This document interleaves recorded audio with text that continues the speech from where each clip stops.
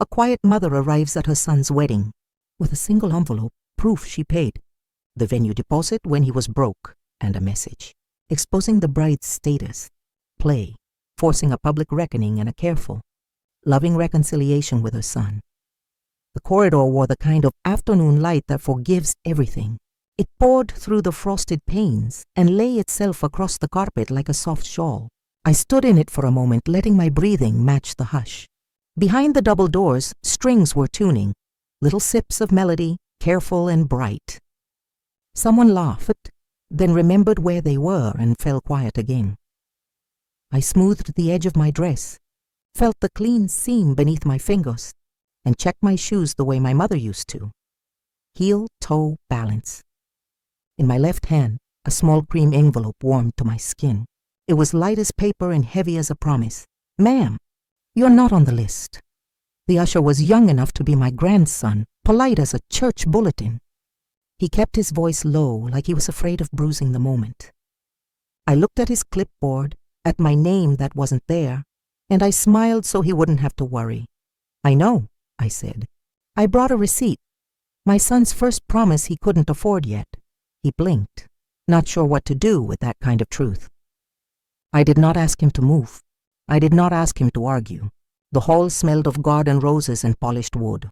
Somewhere, a candle crackled softly, as if a match was still remembering its spark.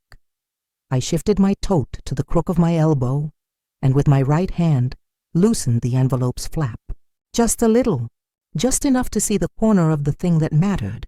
The venue deposit receipt, printed, dated, numbered, ink steady as a heartbeat. Tucked behind it, a second sheet, thicker paper, the way good printers feed, held a screenshot in gray and white, a message that had traveled from one careless moment into my careful hands. I did not take it out. Not yet. Beyond the doors, chairs were being straightened. The quartet found its key. I thought of my son, somewhere in that brightness, trying to be brave and beautiful at the same time. I said a small prayer the way mothers do. No flourish, only hope. "I won't stay long," I told the usher. "I only came to bless him, and to put the right name back on a promise." The envelope closed with a soft press of my thumb. The paper made a small sound, like a secret settling into its shape. Ordinary days are where love learns its manners. Mine begins the same way. Kettle first, curtains second.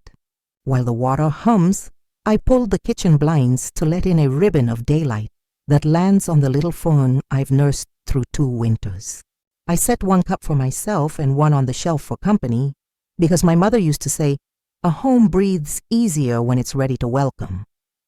When my mother taught me to keep house, she said, "Begin with what you can carry in your hands: water, light, a prayer, and the big things will learn to behave." I keep the radio low, headlines at arm's length, and make toast the way Daniel likes when he visits, butter to the edges. I'll wrap a few slices in wax paper anyway. Old habits keep you company.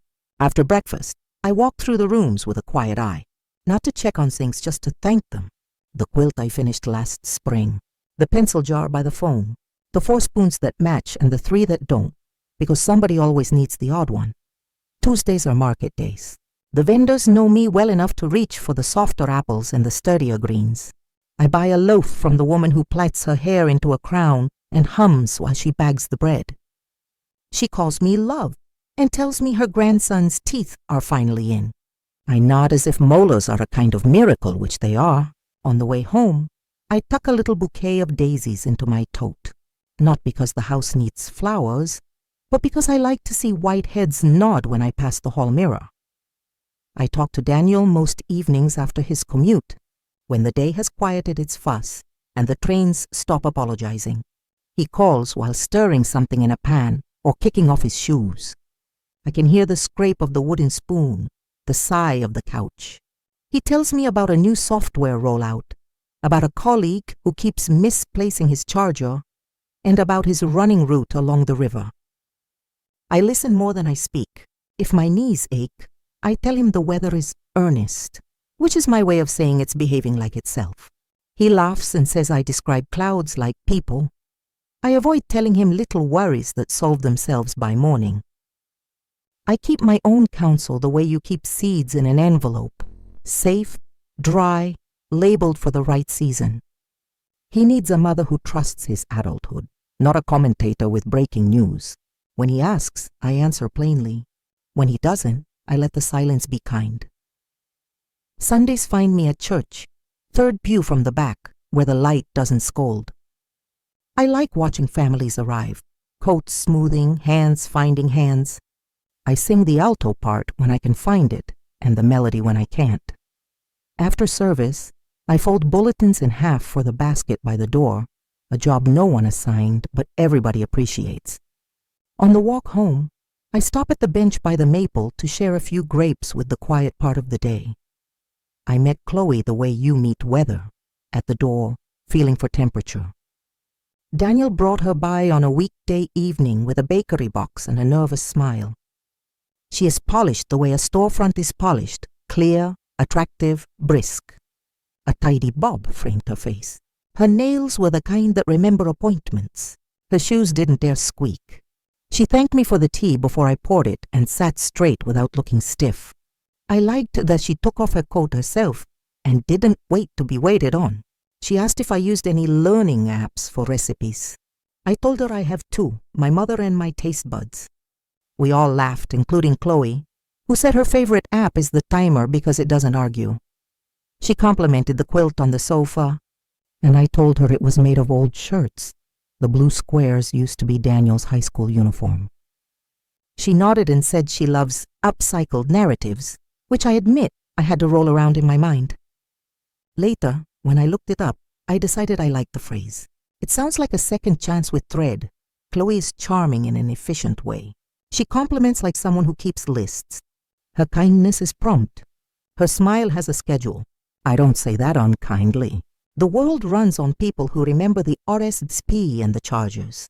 When she sent me the invitation to their engagement party, it arrived as a link with a countdown.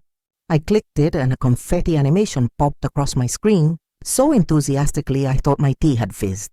I wrote back to Daniel to say, "Your celebration has startled my computer."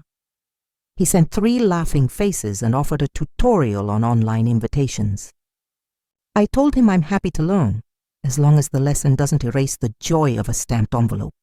He said that's fair, and then he sent me a picture of the two of them on a footbridge, each leaning toward the middle, the river shining like a yes. I keep a small notebook in the kitchen drawer for lists that aren't quite shopping. Under house, I wrote, oil the front hinges, mend the yellow pillow, pick up candles. Under heart, I wrote, say thank you more than once. Listen until the end. Do not rehearse speeches you don't need. The older I get, the more I trust small maintenance of doors, of words, of patience. If you asked about our family in those days, I would tell you we were ordinary in the way that matters. No theatrics, plenty of soup. I would tell you my son had found someone who kept calendars tidy and shoes spotless. I would tell you I slept with the window cracked an inch so the night could remind me I'm part of a larger breathing world. And I would mean every word. Because love, in my experience, is mostly housekeeping, putting things back where they belong, airing rooms, sweeping corners, and choosing, over and over, not to drag in mud just because you know where the puddles are. The engagement dinner was held at a bright little restaurant with brick walls and hanging ferns, the kind of place where glassware twinkles even before the wine arrives. Daniel had chosen the side room so the laughter wouldn't have to compete with strangers' forks. A long table ran down the center like a runway for blessings. Name cards waited at each plate, slim, cream, a small gold dot in the corner like a whisper. We were midway through the soup when the talk turned to favors. Someone mentioned sugared almonds. Another proposed tiny candles with initials. I said softly that in my day we tied tea leaves in squares of tulle, 1 spoonful each, so guests could brew a wish for the couple at home. It's simple, I added. I could bring the ribbon. I still have the spool from my sister's anniversary, wheat-colored like late summer. Chloe's smile arrived quickly and stopped just as quickly. She touched the stem of her glass with 2 fingers, then placed it down as if returning a piece to its mark. Let's keep the past. In the past, she said, light as lace. We're doing a clean, modern look, no handcrafted nostalgia, the table cooled by a degree. Daniel reached for my hand under the cloth, gave it a small squeeze that said sorry and please in one breath. I nodded, folded the idea, and slid it into the quiet where I keep small disappointments. Later that night, after I washed the perfume of the room from my wrists, my phone chimed. Daniel's name a late hour. He wrote, Mom, Chloe feels you might be overstepping. She used the word almost toxic. I don't feel that way. I'm just trying to keep the peace. Almost toxic. The phrase sat on my counter like a cup of tea gone cold. Drinkable once, now bitter for no reason. I typed replies I did not send. Instead, I placed the phone face down and took out a sheet of stationery. Dear Daniel, I began. It is a mother's job to have more ideas than anyone needs. I thanked him for his careful heart. I wrote that I would step back on purpose, not in defeat. I folded the page twice and tucked it into the drawer with rubber bands and birthday candles. The useful things you don't leave out but never throw away. A week later, I stopped by their place to drop off a tin of shortbread. As I set it on the entry table, I heard Chloe's voice in the next room, bright and unbothered. No, it's fine, she said into her phone. His mother will love whatever we tell her. I stood still until the words finished ringing. Then I returned to the dining room, lifted my napkin, and folded it carefully, edge to edge, until it was a narrow, pale strip, thin as a truce flag, ready to wave if needed, willing to rest if not. Money doesn't always tell the truth about love, but unpaid bills can make people lie to themselves. Daniel called on a Wednesday evening with the voice he used as a boy when he'd lost a library book, steady but careful around the edges. Mom, the new job's onboarding got pushed, he said. First paycheck won't land for 6 weeks. Our savings are parked. The venue deposit is due Friday. He tried to laugh. Romance meets accounting. How much? I asked, as if I were asking the weight of a suitcase I had already picked up. He told me. I told him to sleep. The next morning, I put on my coat with the deep pockets and walked to the venue office. The lobby smelled of lemon polish and peonies. The calendar behind the desk held more promises than days. A manager with kind eyebrows greeted me. I gave my name, then Daniel's, then the date. I kept my voice quiet, the way you talk to a baby that's almost asleep. I'd like to cover the deposit, I said. Today, she clicked and printed, then looked up. Would you like the receipt emailed? In my hand, please, I said. Old-fashioned. Ink is a kind of anchor. I added, if anyone asks, keep the payer anonymous until after the vows. Her eyebrows, already kind, softened. She nodded. The paper was warm when it slid from the printer. Amount, date, confirmation code, everything squared like a small house. I folded it once, not twice, so the number wouldn't crease, and tucked it into my bag. At home I chose a cream envelope and wrote on the front in my neatest hand, for Daniel after the ceremony. I set it in the bowl by the door, where keys and truths go, so you remember them as you leave. That night my phone buzzed with a message clearly meant for someone else, a bridesmaid's thread forwarded in error. She said she wants his last name and the photos. The rest she can fix later. I read it twice. I took a screenshot and saved it to a folder I named Keep. Then I turned off the lamp and sat a while in the soft dark, choosing hope again, the way you retie a knot that holds. The group email arrived on a Thursday afternoon with a cheery subject line. Seating draft V3 getting close. Colored dots marked tables. Tidy arrows showed who knew whom. I scrolled once, then twice. Names of cousins, co-workers, neighbors. My eye did its mother trick, finding Daniel first, then looking for the people he loves. I did not find mine. I checked the attachments, the legend, and the overflow list. Still, no me. A second message followed, formal in tone, as if written in a lawyer's waiting room. For everyone's mental health, we're keeping this intimate. Thank you for understanding boundaries during a very exciting time. No signature. A note that arrived dressed as wellness. I made tea so the sting would have company. While the kettle sang, the phone rang. Daniel's voice was tight with that particular pressure good men feel when they're trying to hold two doors open at once. Mom, I'm sorry. Chloe says the seating is a stress minefield. She read something about keeping circles small to avoid. Triggers. He exhaled. I hate this conversation. I feel like I'm translating between people who don't need a translator. I hear you, I said. Let's let the dust decide where it wants to land. I'll fix it, he promised, because sons often think they can fix the weather. I just need time. Take it, I said. Time is cheaper than regret. I chose to wait rather than storm a spreadsheet. Instead, I went to the hall closet and pulled the bin with the fabric I saved for Joy. I laid pieces on the dining table. Daniel's old blue uniform shirt, a scrap from my wedding dress lining, a square from his father's Sunday pocket square, and the floral from my mother's apron. A quilt doesn't ask permission to be included. It finds a way to belong. I pieced together an arrangement that felt like a blessing you could fold. That evening, the planner called to confirm a floral change and, almost as an aside, mentioned tidying optics.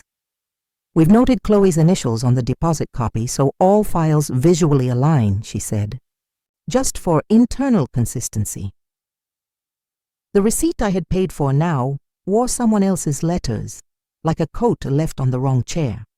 Of course, I said, because an argument would only bruise the facts. After we hung up, I opened my drawer, took out the small stack in the cream envelope, and added the planner's card to it. The envelope was still thin, still quiet, but when I set it down in the bowl by the door, it made the soft sound of something that had learned its purpose. Morning makes decisions easier if you let it arrive slowly.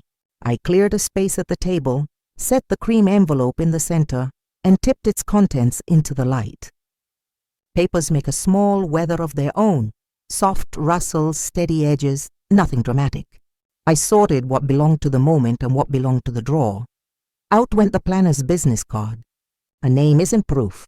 Out went my unsent letter to Daniel. Love, when it's needed most, doesn't wear paragraphs. I kept 3 things. First, the venue deposit receipt, amount, date, confirmation code, and my name as payer. Ink like a backbone.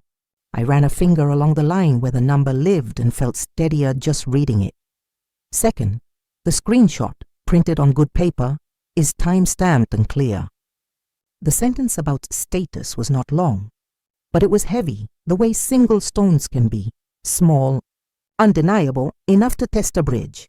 Third, a handwritten note, no flourishes, just my everyday script. I want you happy, Daniel. Truth first, love next. I signed only Mom. He knows the rest. I stacked them in that order, fact, context, blessing, and slid them into the envelope so they would greet the reader gently.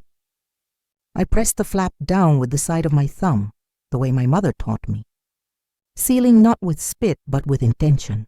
From the armchair, I lifted the small quilt I'd pieced in the quiet hours, his uniform blue beside my wedding lining, his father's pocket square folded into a corner like a wink. I placed it in a simple canvas tote. No bows, no message, because comfort doesn't need a caption. I sat for a breath, listening to the half-silence a house keeps when it approves. Then I stood, took my keys, and set the envelope on top of the quilt so paper and cloth could keep each other company. If stories about hard truths told kindly help you breathe a little easier at night, subscribe to this channel. We share one new story each week, quiet, honest, and full of hope. Soft rain made pearls on the pavement and turned umbrellas into quiet shells. I walked under a small navy one that had seen me through a few good storms. The venue's glass doors sighed open, and the air inside smelled of lemon polish and wet wool, roses, and starch. From the hall beyond, a cello warmed up, long, patient notes, testing the edges of the room like a careful hand against a teacup. I kept to the runner, tote at my elbow, the envelope resting on top like a calm sort. An usher stepped forward, palms gently lifted. Ma'am, guest list check, please. Before I could speak, the planner looked up from her tablet. We had met in the office weeks ago, when ink still did its honest work. Her smile arrived, then hesitated, recognition trying to mind its manners. Hello, she said softly. We're just finalizing seating. I'm happy to wait, I answered. My voice was known to be kind to young people doing hard jobs. Awkward silence found a chair between us. Then a familiar voice came from behind. If this woman can't sit in the back and bless the day, then the day needs mending. It was Mrs. Green, a longtime family friend, who taught Daniel to tie a real tie for his first formal dance. She touched the usher's sleeve. She won't cause a fuss. She never has. The usher read the room the way good ushers do. He dipped his head and stepped aside. The lobby is open, he said. There are chairs along the flowers. I chose one near a vase of white peonies, not the aisle. Never the aisle. The petals held tiny drops of rain that must have hitchhiked in on someone's coat. I set my tote at my feet and placed the envelope on my lap, palm over it the way you settle a bird. Through the open doorway, laughter flared and softened. I saw Chloe for a moment in a small circle of bridesmaids, her hand darting like a metronome as she talked. I caught a scrap of a joke. We're winning the game, girls. And the quick, bright laughter that followed. The cello found its key. I gave the envelope a light touch once, then let it rest. Truth doesn't need to fidget. It knows its turn. The quartet slid from prelude into a gentle hymn of strings, and the room breathed with it. Glass caught light in a tidy shimmer. Candles held their small, steady flames. We had reached the part of a wedding where everyone looks cleaner, kinder, as if hope itself had pressed our clothes. The officiant smiled at the couple. The planner, tablet in hand, hovered at a respectful distance, ready to cue the next piece of choreography. There was a pause. Someone at the head table, an aunt with a neat bob and a tidy laugh, tapped a spoon against a flute and stood to toast the couple. To love, she began, to patience, to building a life that can hold both. Around the room, heads nodded. She told a sweet story about the way Daniel had cooked dinner during the week of late fittings and early vendor calls. She thanked the bridesmaids for their lists. She thanked the planner for being a metronome with a smile. And then, with a glance toward the planner, she said, "And let's not forget the deposit," Chloe stepping up to cover everything when Daniel struggled. The room made a soft sound, the way people do when a detail they didn't know becomes a fact they think they did. The planner blinked. She hadn't meant to be part of the story. She cleared her throat into a napkin. "Yes, well," she said more to herself than to anyone. "The deposit is in order." I felt the envelope lift against my palm, as if paper could rise for air. I stood. I did not stand quickly. There is a way to rise that asks permission from no one and offends no one. I placed my hand on the back of my chair for balance and waited for the master of ceremonies to look my way. He was a young man with a voice made for microphones and reassurance. He took one step towards me, reflexively protective. "Sir," I said gently, "may I have 30 seconds to bless my child?" He hesitated, then tilted the microphone in my direction, with the care of someone handing over a sleeping infant. The room turned with him softly like sunflowers. I faced Chloe first. It is easier to thank someone you want to forgive than to forgive someone you never thanked. "Chloe," I said, "thank you for loving my son, for carrying the lists, for making room in your life for his clumsy kindness and his careful mind. He is a man who alphabetizes spices and still cries at choir anthems. He will need someone who can laugh and pass the tissues. You have been that someone." Her mouth held a smile that had not decided where to go. "Before vows or promises," I continued, "there are deposits." I felt the room lean, as rooms do when a sentence builds a bridge underneath it. "I have 2 papers," I said, and lifted the envelope like a small lantern. "One is made of numbers.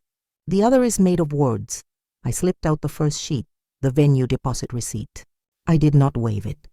I did not brandish it. I held it the way you hold a passport in a foreign place, flat, visible, without panic. "This is the deposit for this venue," I said, plain as bread. Paid on the 15th of last month. Amount $3,500. Confirmation number V642113. I let the numbers settle. Payer, Margaret Lane. I tapped my own name lightly with a finger as if to anchor it in the air. I asked the office to keep the payer anonymous until after the vows. The planner's eyes softened with relief and apology all at once. She put a hand over her tablet as if to quiet its need to correct. A murmur moved through the far tables, polite, surprised, not unkind. People adjusted their understanding in the way they adjust chairs. The second paper is not about money, I said, and slid the screenshot print from behind the receipt. It is about meaning. I did not say where it came from. I did not say who forwarded what. Weddings do not need footnotes. They need clarity. I read only the sentence that mattered, the one that had rolled around in my house at night like a lost marble. She said she wants his last name and the photos. The rest she can fix later. I did not say it twice. Once was enough for truth to hear itself. I lifted my head and let silence breathe. The quartet lowered their bows. Someone set down a glass with careful care, as if not to startle fate.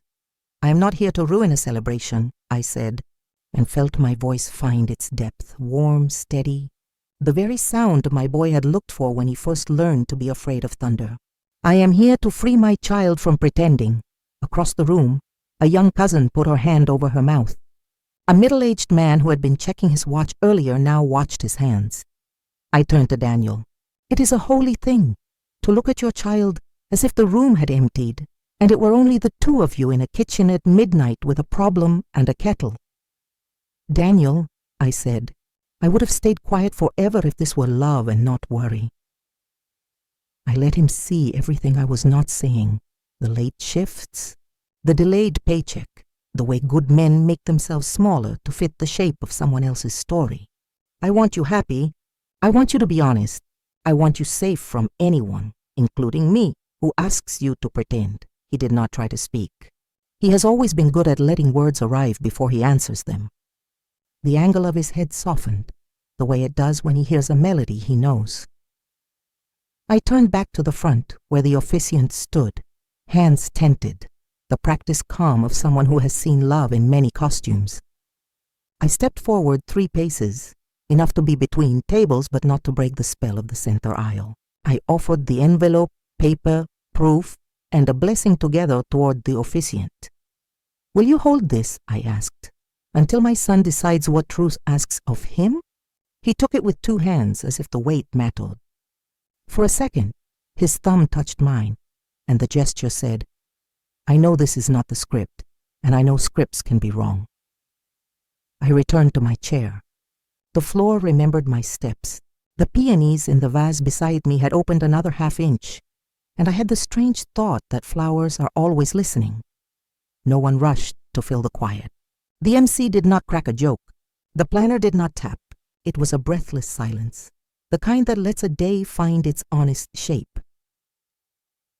At the head table, Chloe's father pushed his chair back, the scrape quick and bright against the wood. He was a dignified man with a jaw that had practiced command. He started to rise, protection on his face, the way the weather carries a front. Before he could fully stand, Daniel lifted his hand, palm open, fingers steady, the universal sign for wait. Please, he said, voice clear enough to reach the last row without the microphone. Let me think. It was the first true sentence of the day. Murmur is a soft word until a whole room learns it at once. Conversations frayed into threads. Chairs inched. Someone coughed as if to give the silence a handhold. The quartet lowered their instruments and let their bows rest. Pips kissing the music stands like birds on a fence. The planner, cheeks pale but posture brave, stepped toward the officiant and asked, barely above a whisper, for the envelope. She scanned the receipt, checked the confirmation number against her tablet, and nodded once, small and decisive. Relief and regret crossed her face in the same second, like clouds trading places. Chloe stood, a bright shape suddenly unsure of its outline. "I didn't mean it like that," she began, reaching for air that would not organize itself. Her voice slipped on the word mean, then steadied. It was a joke, context. The room did what rooms do when context arrives late. It waited to see who would give it a chair. One of the bridesmaids, eyes shiny, courage new, lifted her hand. "The thread exists," she said, not cruelly, simply. "There are other messages." She didn't look at anyone. She looked at the truth she had just set down between us. Faces fell with the gentleness of people realizing the floor is farther away than they thought. The officiant cleared his throat in the kindest possible way. "We'll take a short recess," he announced, voice tempered like good steel. "The couple will step into the side room. Family representatives, please join them." His glance touched both tables evenly, as if measuring for fairness. Doors sighed as a small procession peeled away. Chloe, her parents, a quiet aunt. Daniel, the planner, the officiant. The rest of us sat very still. Candles kept doing their job. A peony shed one petal onto the tablecloth like a folded handkerchief. Minutes, 5 or 15, who can say when clocks are listening, passed. Then the side door opened and Daniel walked back alone. He removed his boutonniere, the tiny rose, and slipped it into his pocket as carefully as if it were a bird he planned to keep alive. He took the microphone, thanked the guests for their patience, and said the sentence that steadied the room. "I need 10 minutes with my mother." In the lobby, top of Form W, they stood beneath a framed print of the venue in spring, all wisteria and promises. In the lobby's softer light, Daniel's face looked like it did at 12 when he tried to fix a broken lamp with tape. "Did you mean to embarrass her?" he asked. No anger. "Just a man trying to sort threads by color." "No," I said. "I meant to protect you and her from a beginning built on pretend." I touched his sleeve. "Truth early is mercy." He leaned against the small table with the guest book, eyes on the pen, voice low. "I'm behind on the credit card. The suit, the rings, the deposits. The raise didn't clear. And her aunt keeps saying the brand matters. Photos, timing, venue. Postponing would ruin the arc." He made a weary half smile. "Since when did love need an arc?" "Stories do," I said, "but marriages need oxygen."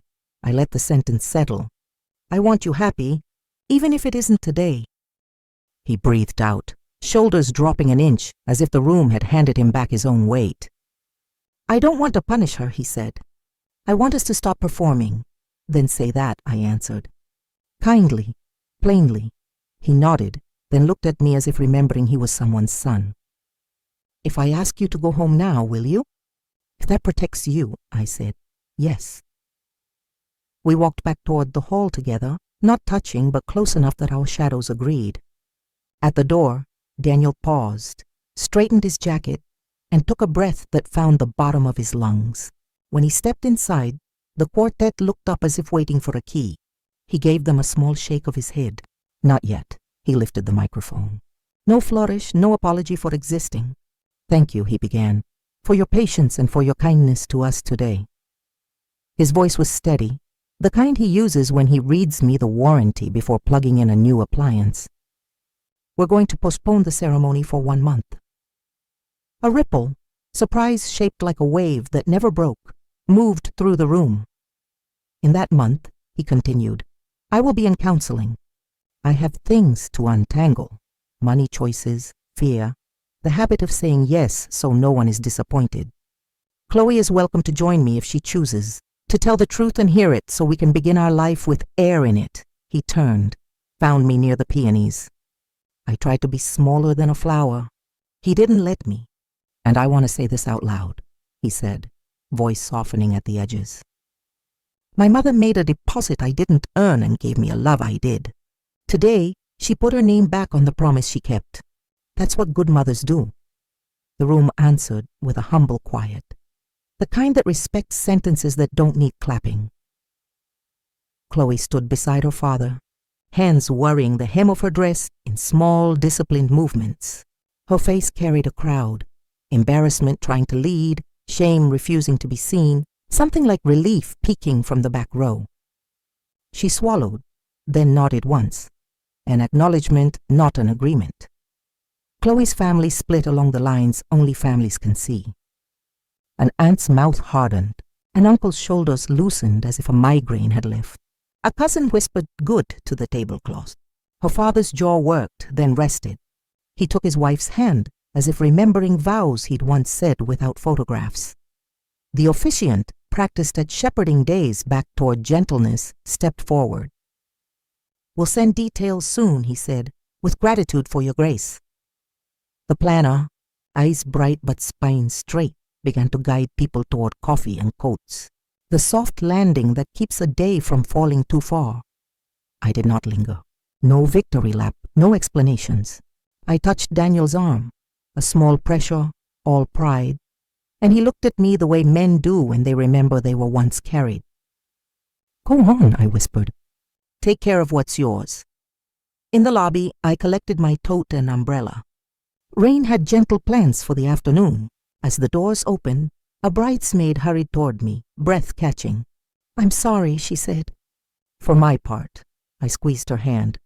"Be good to the truce," I answered. "It grows better, people." Outside cars idle like patient animals. I walked into the soft weather, the envelope now with the officiant, the month ahead like an uncut length of cloth. I felt no triumph, only the steadiness that comes when a house of love, of story, has had a window opened and can finally breathe.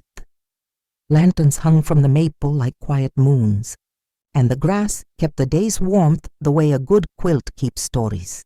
A month had passed.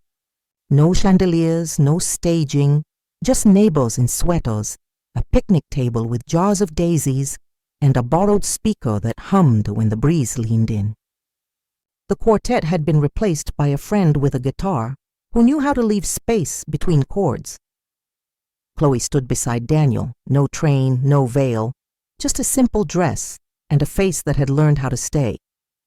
She had come to counseling and to the hard, unphotographed work of telling the truth all the way through. There were no speeches about branding. There were apologies with verbs in them followed by weeks of matching actions. You could see it in the way her shoulders rested and in how Daniel's laugh returned to its original shape. He read vows that sounded like everyday weather, clear, honest, forecast by practice. I will not perform. I will not postpone honesty. I will ask for help before death calls me by another name. Chloe answered with her own. I will not trade your piece for my picture. I will choose our kitchen table over anyone's camera.